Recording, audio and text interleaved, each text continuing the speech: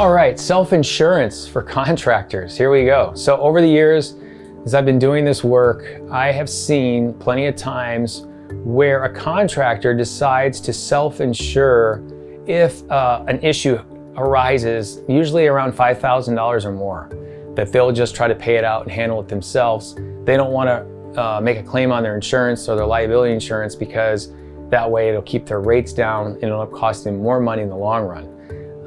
By doing that, they can manage keeping more money in their pocket and saving the rates from going up. The point is that self-insuring claims coming in for anything is ultimately not the way to go. And this is why. This is the thought. Like I said before, the first thought is, why not just pay out of pocket, let the company handle it. It's not a big deal if it's under $5,000. And a lot of times our deductible could be $5,000.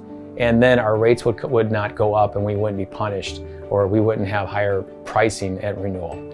So the idea is that in most policies, I would say majority of all the policies I've seen for liability insurance and in most insurance, is that if you decide, or your company makes a decision in a process that you will come in and pay for anything that's under $5,000, ultimately self-insuring yourself up to $5,000 for any claims that happen, that you technically could be voiding your contract.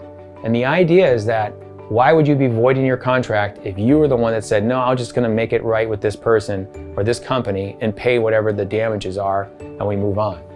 Well, if that claim that you self-insured on, that you paid out on, comes back in a year from now, 2 years from now, most insurance claims for contractors, especially construction defects, come back between year 6 and 8. So if you in the first year or the first 2 years pay out a claim of $3,000 or $4,000 yourself and you self-insure, then later, if it comes back and it turns into a bigger issue, chances are you go to your insurance company and say, hey, we already paid some money on this. We already managed this problem.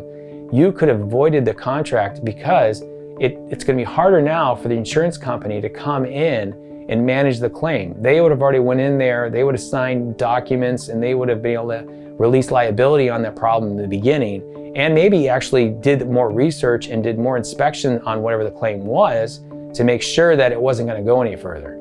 So the idea of contractors self-insuring any issue that comes in, usually up to $5,000, is a good idea. It sounds like a great idea. Don't get me wrong. I think like, oh, if we can handle it, we'll do it. We don't want our insurance rates to go up.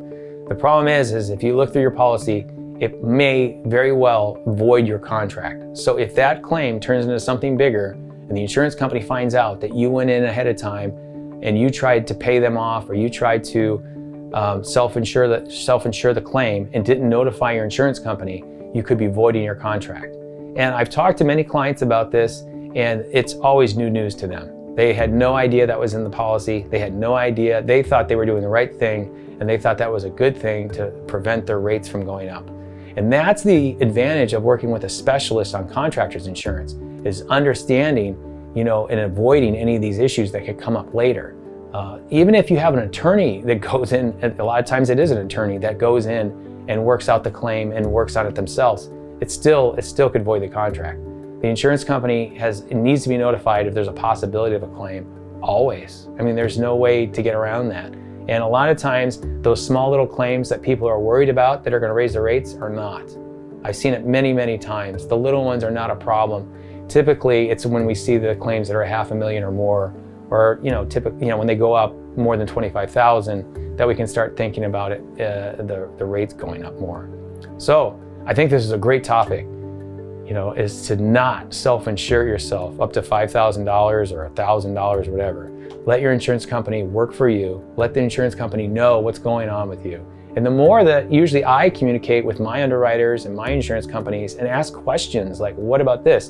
The better it is for everyone. Everyone wins that way when we know what's going on. It's when that people aren't informed that we have major problems, and it can take a lot longer to fix and help protect you. Thanks for watching, and please feel free to check out any of my other videos. If you have any questions regarding this subject matter, please contact me or email me. Thanks.